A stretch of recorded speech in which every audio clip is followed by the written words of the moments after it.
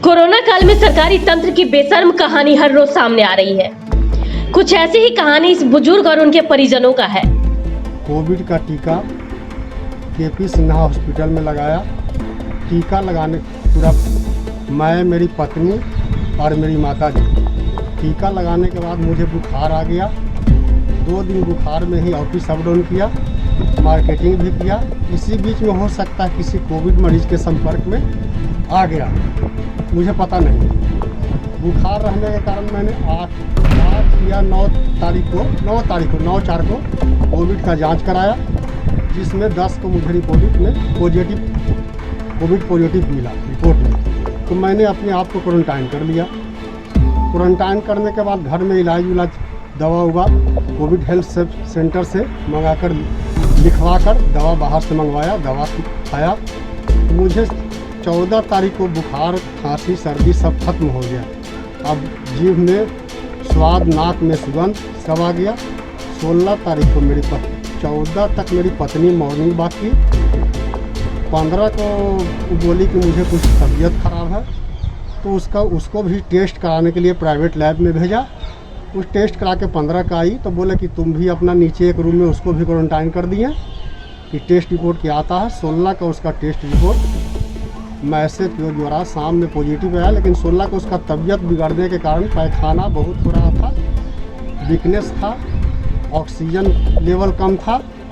तो मैंने संपर्क चेक पहले ले गया ब्लॉक में, हॉस्पिटल में, पीएचसी में।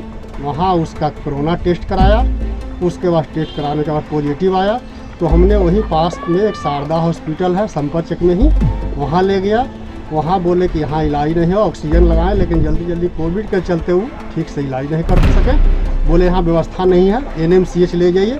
एनएमसीएच हमने ले गया, लेकिन रास्ता में ही उसका मुंह से झाग वगैरह निकल गया, रास्ता में ही दम तोड़ चुकी थी। एनएमसीएच में उसको भर्ती कराया गया। उसके बाद एनएमसीएच में वेंटिलेटर पर रखा गया। तब तक तो दम तोड़ चुकी थी। उसका फिर रात में हमें बांस घाट पर उसका सब दिया गया। उसका क्रियाक्रम करके बांस घाट से हम फिर अपना घर चलाएँ। और इसी तरह उसका मृत्यु का काम चल रहा है। मृत्यु में जो काम हिंदू रीति रिवाज से होता है वही सब चल रहा है। कल 21 तारीख के हमारे घर में स्वास्थ्य विभाग पटना नगर निगम द्वारा एक टीम आया और मेरे घर का पूरा सैनिटाइज किया, और घर के बाहर एक पर्चा चिपका के चल गया, माइक्रो कंटोनमेंट जोन। इसके कारण न हमारे घर में सब्जी वाला, न दूध वाला, न पानी वाला कोई आ नहीं रहा है। मोहल्ला के लोग को ऐसा दिखता है जैसे कि कितना बड़ा हमने पाप किया, हम लोग पूरे परिवार के ने क्या किया, समझ में नहीं आ रहा है। और इसी बीच में हम अपना पत्नी का ये हिंदू रीति रिवाज वाला काम कैसे करेंगे। 10वां आज है, 25 तारीख को मुंडन है, 27 तारीख को उसका ब्रह्मभोज है। ये काम हम कैसे करेंगे। कंटेनमेंट जोन का पर्चा तो चिपका दिया है। ये कंटेनमेंट जोन का पर्चा उसको सरकार को 10 तारीख को चिपकाना चाहिए था। मेरा 9 को पॉजिटिव रिपोर्ट आया था, तो 10 को चिपकाता तो कुछ बात समझ में आता। अब हम पूरी तरह से स्वस्थ हैं, तो पर्चा क्यों चिपका गया है। पर्चा को हटाया जाए जितना जल्दी, और कंटेनमेंट जोन से हमको मुक्त किया जाए, हमारे पूरा परिवार को जांच किया जाए। बस, थैंक यू। कोरोना के प्रकोप से इनकी पत्नी की मौत हो गई है। खुद तो कोरोना से लड़कर बच गए, लेकिन अब सरकारी कारगुजारी ने इनकी जिंदगी हराम कर दी है।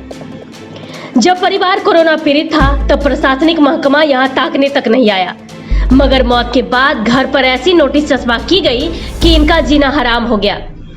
अब तो संकट महिला के श्राद्ध कर्म पर मंडरा रहा है।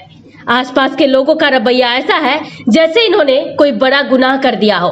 पटना के संपर्क चेक की इस कहानी ने सरकारी तंत्र के रवैये को बेनकाब कर दिया है। Republican news, Patna. Republican news से जुड़ने के लिए सब्सक्राइब बटन दबाकर चैनल को सब्सक्राइब करें।